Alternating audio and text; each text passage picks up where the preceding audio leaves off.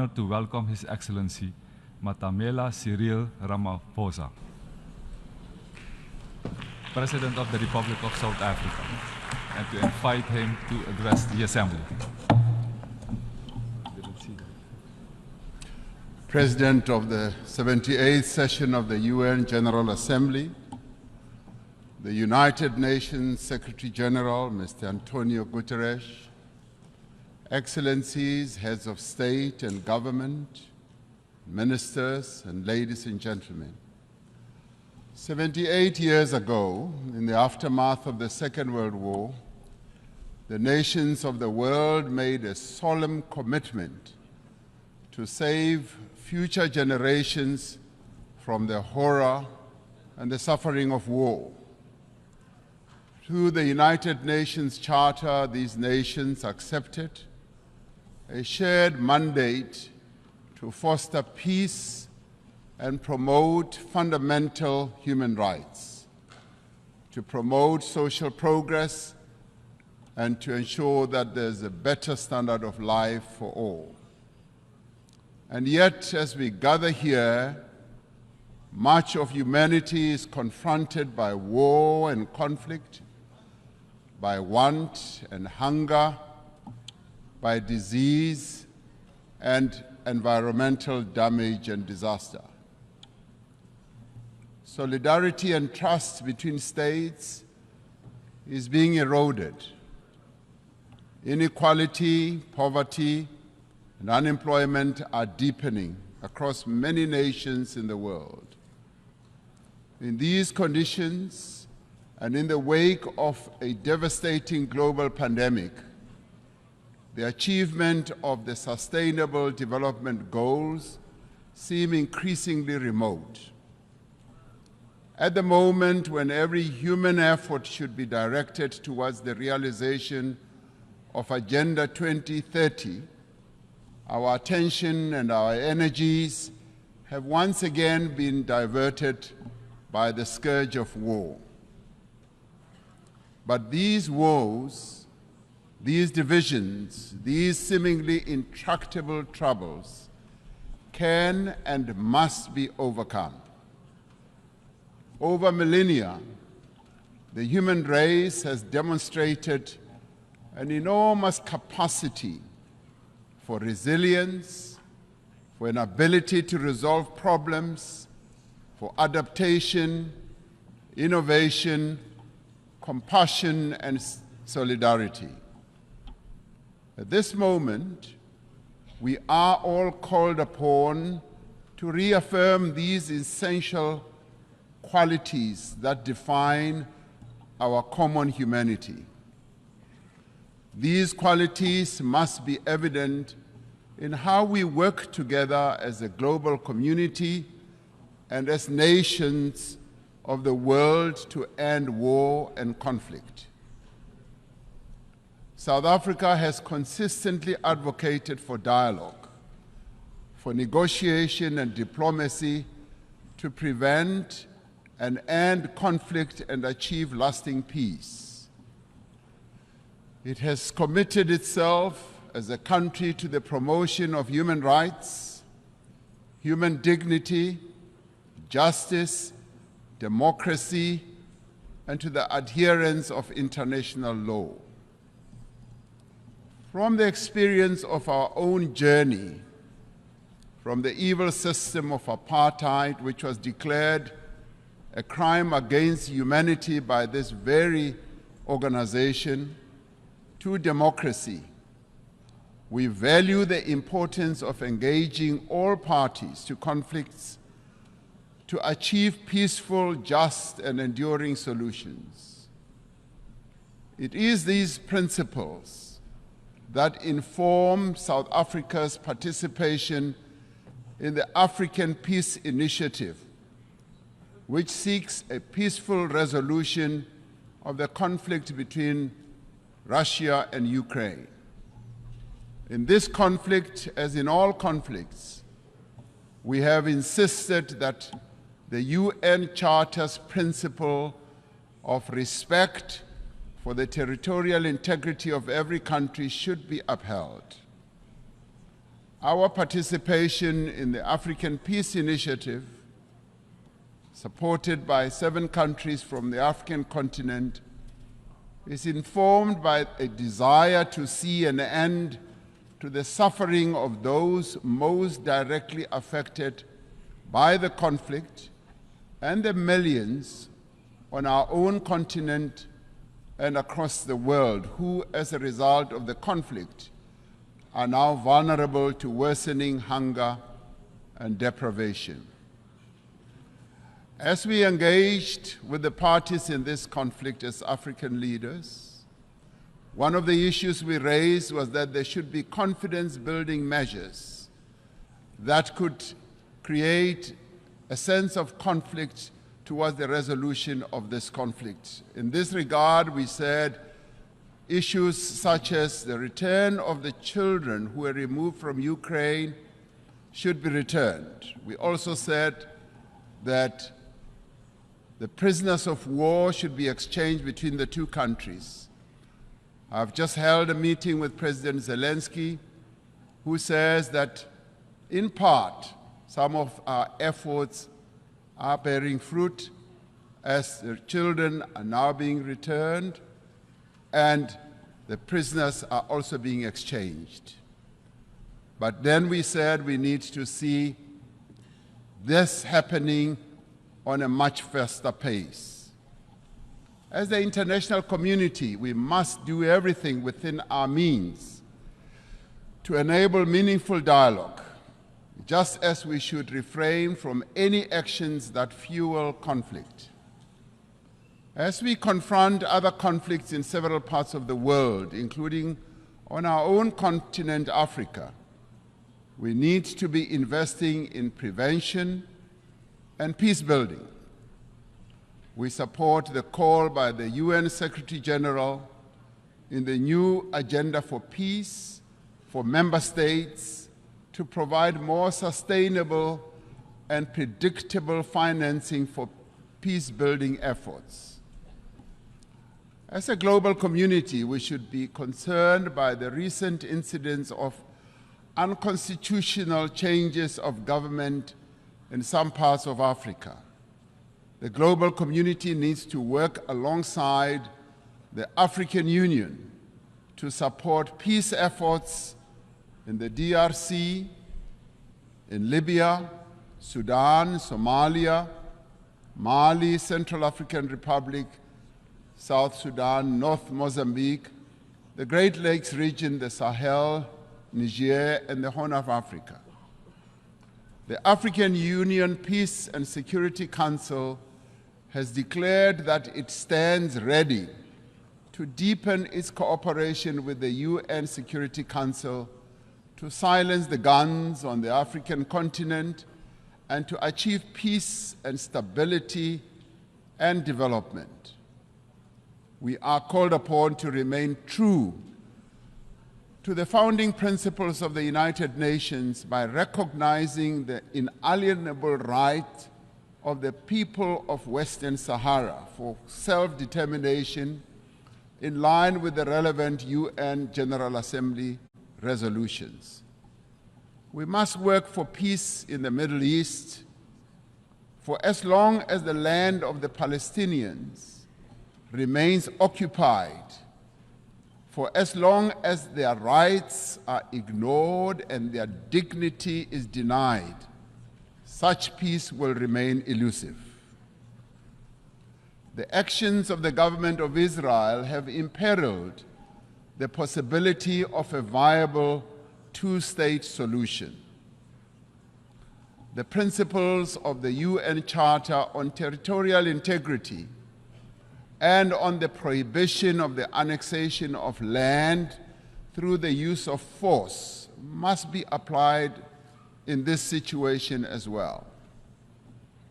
South Africa continues to call for the lifting of the economic embargo that was imposed 60 years ago against Cuba, an embargo that has caused untold damage to the country's economy and the people of Cuba as well.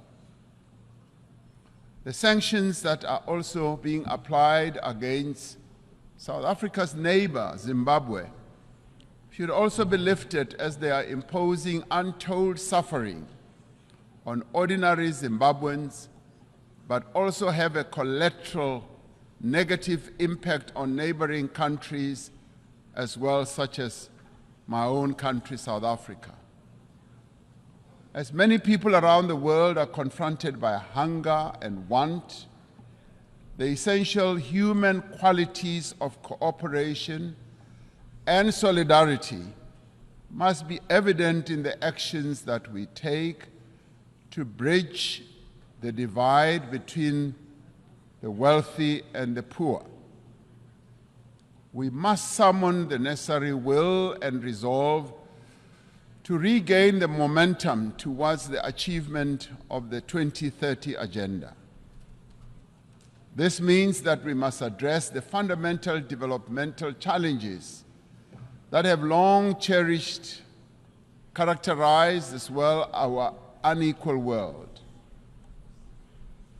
To address the developmental challenges that face many people in the world, we are required to focus on targeted investment, on technology transfer, capacity building support, especially in key areas such as supporting industrialization, building infrastructure, ensuring that agriculture investment takes place, ensuring that there is investment in water, energy, education, and health.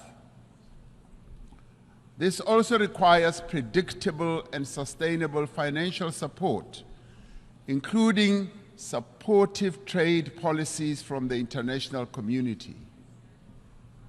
We call on the partners of the wealthier countries to meet the financial commitments they have made.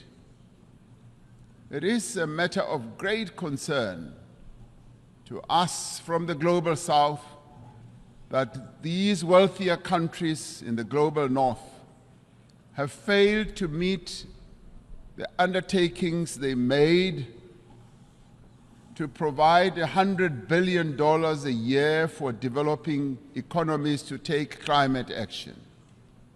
This must be changed, and the money must be made available in the interest of development. We support the proposals outlined in the Secretary General's Sustainable Development Goals stimulus. In particular, we support the call to tackle debt and debt distress that many countries, particularly in the Global South, are burdened by. And we support the call to massively scale up affordable long-term financing to $500 billion a year and to expand contingency financing to countries that are in need. It is a grave indictment on this international community that we can spend so much money on war. And in fact, trillions are being spent on war, but we cannot support action that needs to be taken to meet the basic needs of billions of people in the world, needs such as addressing hunger, health, empowering women, and making sure that there is development in countries that are vulnerable. The achievement of the Sustainable Development Goals depends fundamentally on the empowerment of women in all spheres of life. Social and economic progress will not be possible unless we end gender discrimination. We must ensure that there is equal access for women to health care, education, as well as economic opportunities. We must pay particular attention to the provision of adequate health services to every woman, child, and adolescent. By doing so, we will fundamentally improve the health and well-being of all. The empowerment of women must be central to the actions we now take towards the realization of Agenda 2030. The women of the world need empowerment.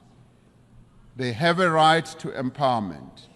They have a right also to participate equally in decision-making structures of all institutions in the world.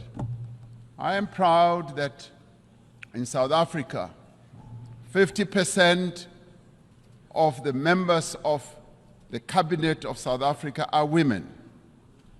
And today I'm accompanied by an all-women delegation to this United Nations General Assembly. It should be a matter of concern to us all that the majority of people who are sitting in this assembly are men. The question we have to ask, where are the women of the world? The women of the world have a right to be here to represent the views of women across the world.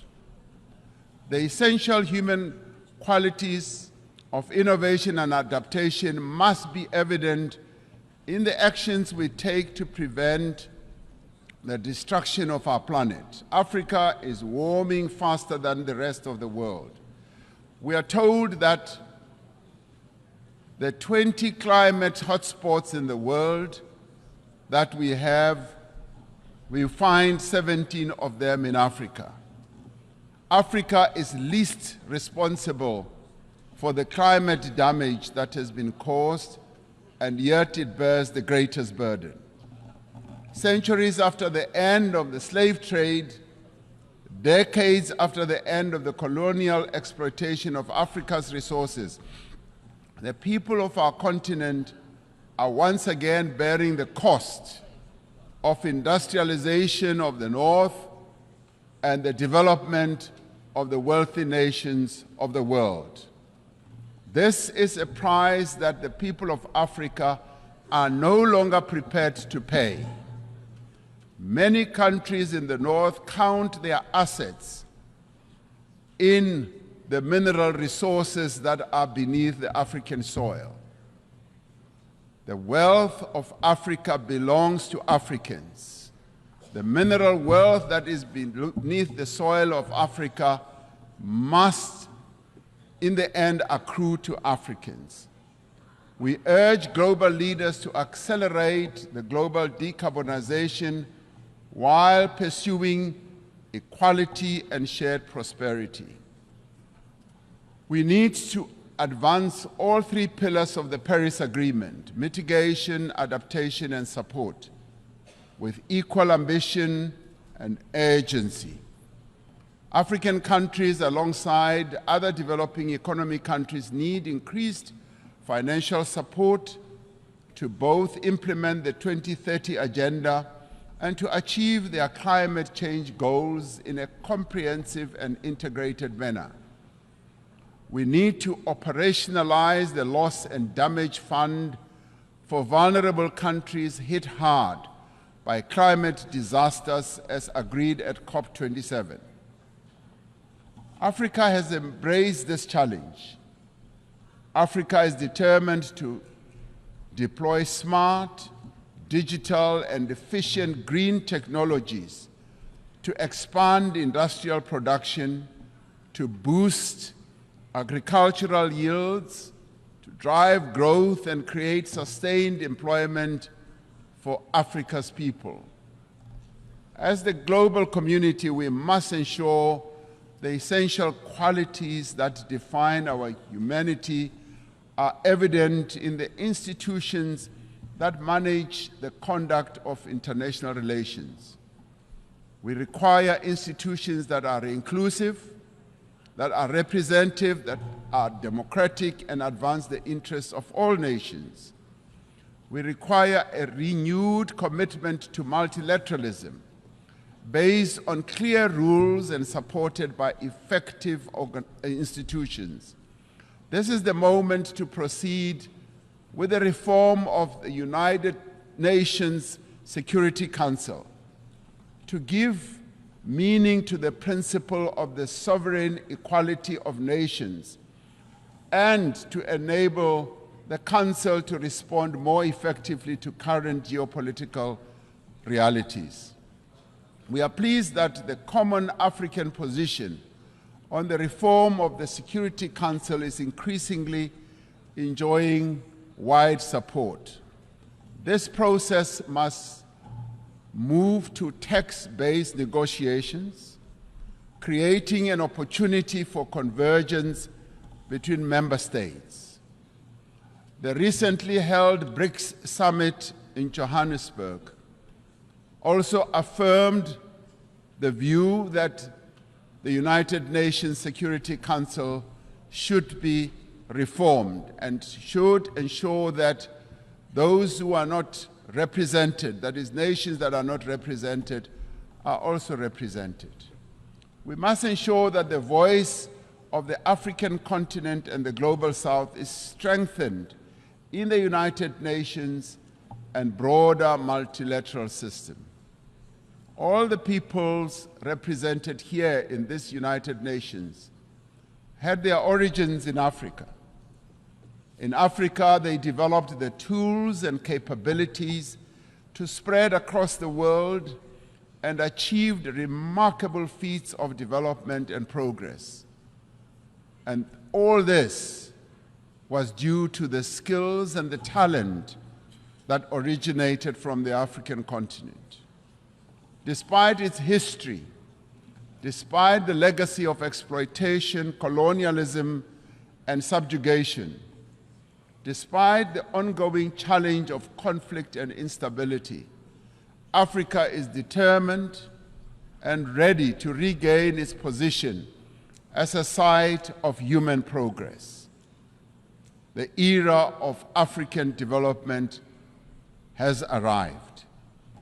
Through the African Continental Free Trade Area, which is creating a wider, seamless trading area and also accelerated interconnectivity, African countries are mobilizing their collective means and resources to achieve shared prosperity.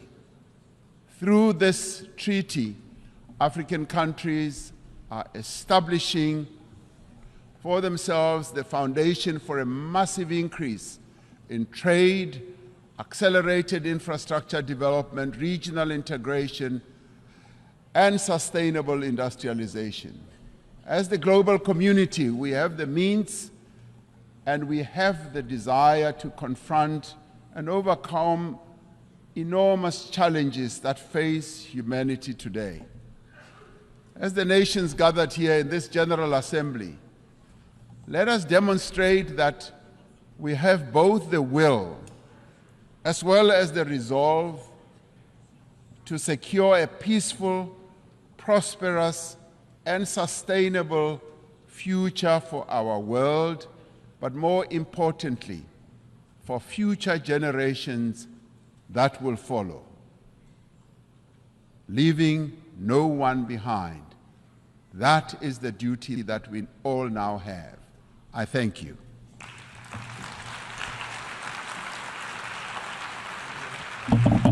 I wish to